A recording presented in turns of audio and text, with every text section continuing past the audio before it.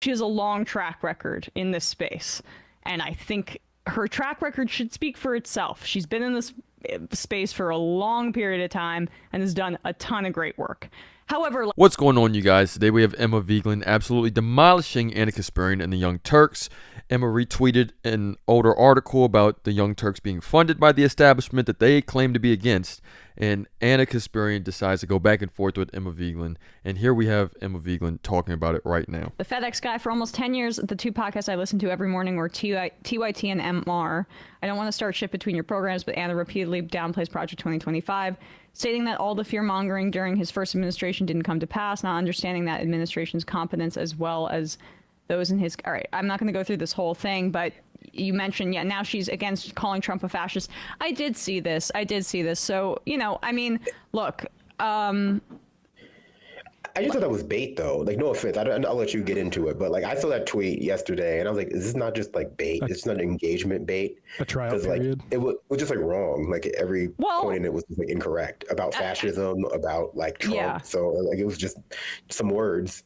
Well, I guess we'll comment on it just because, like, look, I mean, I'm just couching this by saying that, you know, it's not a personal attack. This is one about substance, right? And, you know, Ana in the past has been supportive and a good friend to me, so I feel compelled to say it's not personal, but I do feel like this is dangerous, what I saw yesterday. You know, to downplay Trump's threat to this country right now in this moment, for me, this is not an unaligned or an independent opinion. To me, this is to the right of Nikki Haley voters. This is, I saw this on Twitter, Ana Kasparian here basically reacting to, no, this wasn't J.D. Vance's comments. This was basically a conversation about fascism. I didn't have the full context. Earlier, they were listening to Mika Brzezinski on The View, who got emotional talking about Trump's threat as a, you know, fascist presence in the U.S. and what might happen if he becomes elected. Okay, gotcha. And that's where this stemmed from, where they started to talk about fascism. All right, here we go. Trump is deeply racist and he says deeply racist things, okay? I want to make a distinction between Donald Trump, the person who says and does racist things, and the notion of a fascist. Because look, if we're just going to use fascist toward anyone we dislike, all right, then the word doesn't actually mean anything. Okay, what do you want me to say, Anna? You want me to say wannabe dictator? Sure, you can say wannabe dictator, but I don't even think he wants to be a dictator. Of course he does. That's what you do when you lose an election and you go, oh, I got fake electors, and I'd like to terminate the Constitution and bring out the tanks and use martial law against American citizens and shoot protesters. I mean, if that's not fascist, then I guess the word just shouldn't exist. But so here we have Cenk Uygur and Ana Kasparian going back and forth on whether Trump is a fascist. We have Ana Kasparian saying, no, of course not, he's not a fascist. He might have done things to want to be a dictator, but he didn't even succeed with those. And that, to me, that still doesn't, to Cenk Uygur as well, it doesn't seem like that's a good enough reason for why someone isn't a fascist. She seems completely out of her mind right now. Let's continue to see what goes on. Was he able to do those things?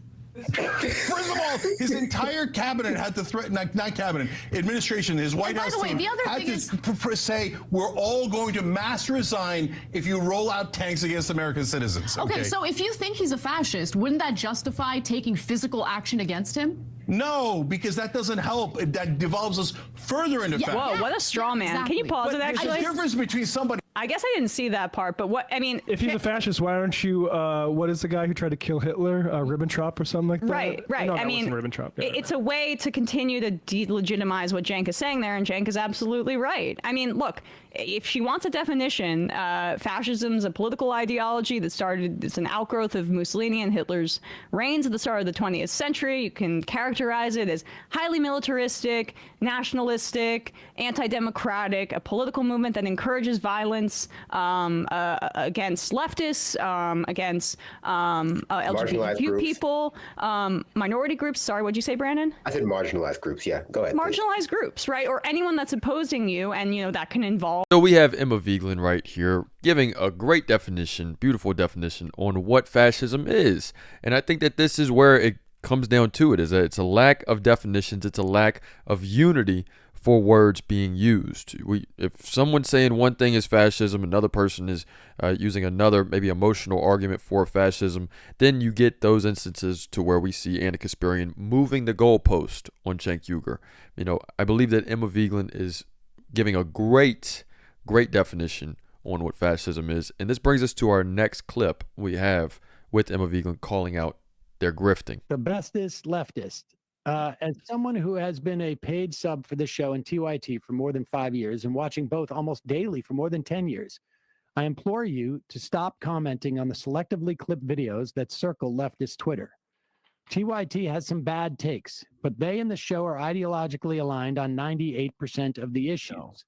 They are not doing a rightward shift. They are solidly progressive and on the left.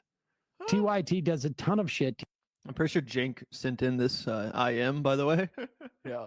To get people involved. Are you actually like IMing to get us started talking about this? It's also just not true. I'm sorry. Like, I don't really watch their show anymore. I find a lot of the yelling all the time a little bit difficult. But like, I mean, the idea that they're not doing a rightward shift is just not true. I believe one of them explicitly said that they were to the right of Democrats on the border, and in addition to all the crime stuff. So yeah, there's a disagreement. There are disagreements here, and we have to address them, and we try to do so as adults. And we're not, I don't think certainly we have not spent time just simply generally attacking TYT. No, they leave that to those us. bad takes that you talk about, we are addressing when they come. So we probably skip, I don't know, dozens, 70% of them, frankly.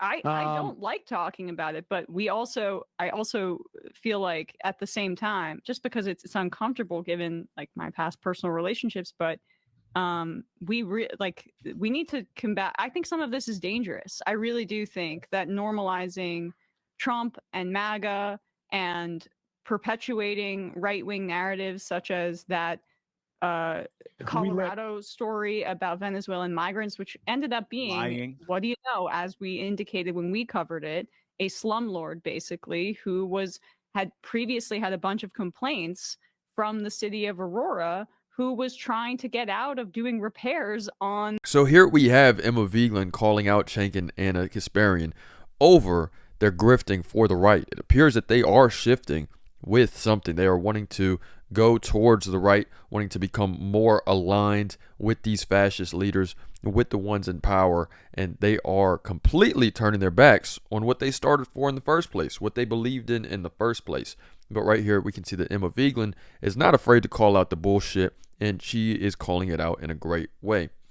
Which it stinks because they originally were, we had Emma Vigeland and Ana Kasparian they were aligned together. They were friends. This isn't something that came out of nowhere. This is, it seems like, due to a principal issue, due to something where Ana Kasparian is following the right, is starting to go, turning a little bit more right, and Emma Vigeland is not going to go for it. They might have been friends before, but she can't just sit back and watch this going on. And this clip right here, it shows that Emma Vigeland is sticking up for Ana Kasparian. Let's watch it. RIMs are broken. I don't know what's going on, but they froze basically at the start of the show, and then they aren't coming back. And I tried to refresh, then I lost all of them. But I did see an IM that I just wanted to respond to really quickly because I didn't want, they actually are broken, but I felt like people might be like, you're dodging this. I'm not. So, I saw that my dear friend Ana Kasparian kind of went viral with a tweet, and some people wanted me to weigh in on it. And I just look, she, as I said, dear friend of mine, really good person. I don't think she's anti-trans. I don't think that's really even a question. She has a long track record in this space, and I think her track record should speak for itself. She's been in this space for a long period of time and has done a ton of great work. However, I really do disagree with the emphasis. I think it's wrong to overinflate the usage of kind of awkward language like birthing person, both in frequency and in terms of the stakes involved when someone is referred to by that language, because it's awkward. I get it. It's stilted when being used in non-medical or technical terms, but I think that's like kind of the extent of the critique, right? It's awkward. It doesn't take away anyone's rights, and it's not in... Make sure you guys like and subscribe if you like more of this content. Thank you so much. When being used right now in that context, it's not taking away anyone's rights. And like, as a cis woman myself, I just think it's more important to put into context that, like, while you might not enjoy the technical language, that awkwardness is inevitable in this current climate and necessary, because we're trying to like fortify walls right now as trans erasure is widespread right now. Like, there's a barrage of deliberately trans exclusionary language, which is what some of the awkward, stilted terminology is meaning to beat back. And that trans exclusionary language is really just the tip of the iceberg for systemic erasure. So being diligent about combating that, I mean, that's at the forefront of my mind. So, like, again, I've tried to say this before. From my point of view, so much of what we do in this business... So here we have Emma Vigeland and Ana Kasparian not seeing eye to eye, but it still seems like it's an educational discussion. It's very open. It's very stimulating. Very different from how it is now. Emma Vigeland wants to call out Ana Kasparian for her rhetoric, for sticking up for fascists, and for sort of coming across as a hypocrite. But let's continue this clip right here. Business, very small business, and I will reiterate that, like, Anna, in my opinion, is one of the very few good ones. But we have a disagreement here. Like, it's just so much of what we do isn't just how we cover something, it's what we cover, it's story selection, it's what we... So there we have it, you guys. We have Emma Vigeland and Ana Kasparian going back and forth. This is the final tweet. She says, Ana Kasparian says, yet another sign of a pathetic dishonesty. Emma was employed by the Young Turks when the company announced recognition of the union.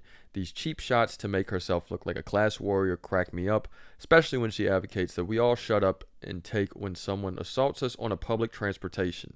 Not wanting to get punched in the face is a bougie concern after all. So it really does seem that Ana Kasparian and Emma Vigeland are going at it completely. Emma Vigeland is going to continue to call out Ana Kasparian for the hypocrisy that's going on at the Young Turks, and we can't really wait to see more. It's great to see the downfall of the Young Turks, of Ana Kasparian. They were great while they were able to stand on what they believed in, but it appears that they are cracking and breaking down into some type of grift opportunity. But let me know what you guys think in the comments. And yep, it's another day in the progressive way.